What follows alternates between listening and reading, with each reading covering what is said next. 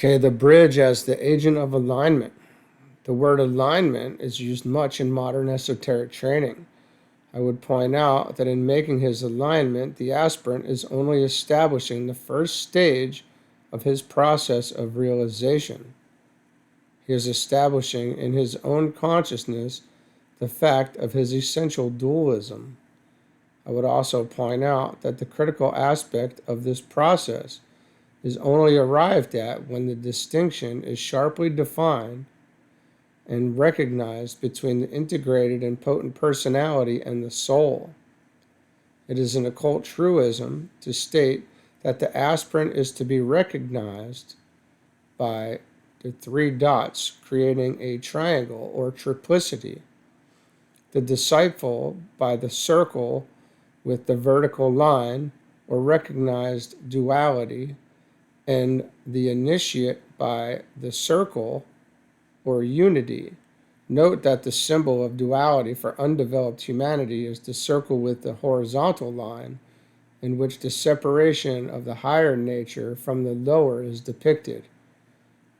In the case of the disciple, it is the circle with the vertical line through the center showing the path across, or the narrow razor-edged path between the pairs of opposites, forming later the ANTAHKARANA.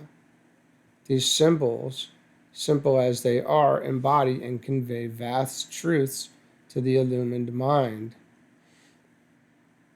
Relatively speaking, and speaking in terms of the mental consciousness, the realization of duality is only to be found in the three worlds and on the mental plane.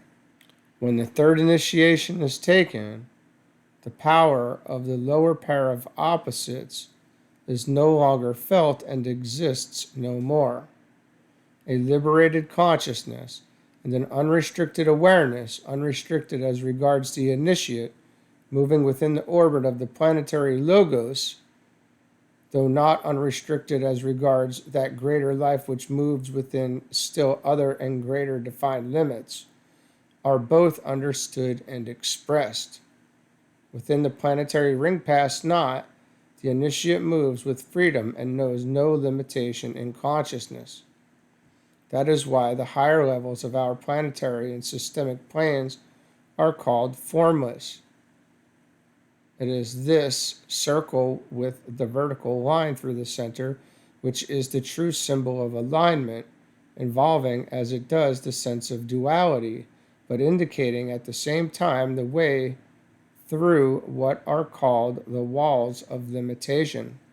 Students would do well to consider the building of the ANTAHKARANA as an extension in consciousness. This extension is the first definite effort made upon the path to bring in the monadic influence with full awareness, and finally, directly. This process constitutes the individual parallel to the present inflow of force from Shambhala, about which I have elsewhere spoken. That highest center of energy upon our planet is now having a definite effect upon that center which we call humanity. This is brought about by direct alignment, and not via the hierarchy as has hitherto been the case. When the individual ANTAHKARANA has been successfully started, and there is even a tenuous thread of living energy connecting the threefold personality and the spiritual triad, then the inflow of the will energy becomes possible. This, in the early stages, can be most dangerous when not offset by the love energy of the soul. Only one thread of the threefold ANTAHKARANA passes through the egoic lotus. The other two threads relate themselves directly with the triad, and hence eventually with the monad, the source of the triadal life. This is true of the individual and of humanity as a whole, and the effects of this alignment can be seen demonstrating in the world at this time. This rather unexpected responsive activity has necessitated much increased activity on the part of the hierarchy in order to offset the consequences of any premature inflow of the will force. After the third initiation, when the soul body, the causal body, starts to dissipate, the line of relation or of connection can be and is direct. The initiate then stands in the ocean of love, and through him pours that love. His will is love, and he can safely work, for love divine will color all his will, and he can wisely serve. Love and intelligence then become the servants of the will. Soul energy and personality force contribute to the experience of the monad in the three worlds of life service, and then the age-long task of incarnating spiritual man is finally accomplished. He is ready for nirvana, which is but the way into new fields of spiritual experience and of divine development, incomprehensible as yet, even to the initiate of the third degree. This way is revealed only when the Antakarana is built and completed, and the man becomes focused in the triad as consciously as he is now focused in the threefold lower nature. Then, and only then, is the true dualism of the divine nature apparent, and the illusory duality disappears. Then you have spirit matter, life form. For this, the triple experience of the unfolding consciousness is only preparatory. Through the unfolding consciousness, the initiate knows the significance of life and uses of form, but stands completely unidentified with either, though blending these dualities in himself into a conscious synthesis. The attempt to convey his state of mind in words that but limit and confuse leads to apparent contradictions, and this is one of the peculiar paradoxes of the occult science. Do the above imparted facts make sense to you? Have they meaning for your mind? I think not.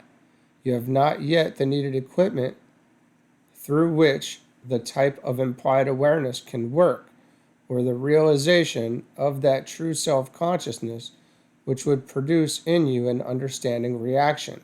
I simply make the esoteric assertion.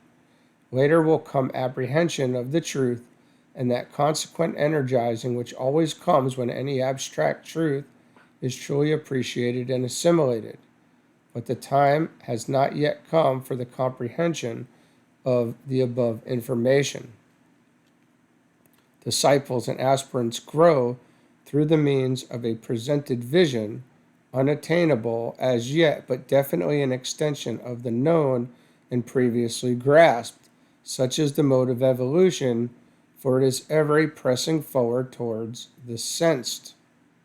Today, through human effort and hierarchical endeavor, a great alignment and linking up is taking place, and monad soul personality are being more directly related than has hitherto been possible.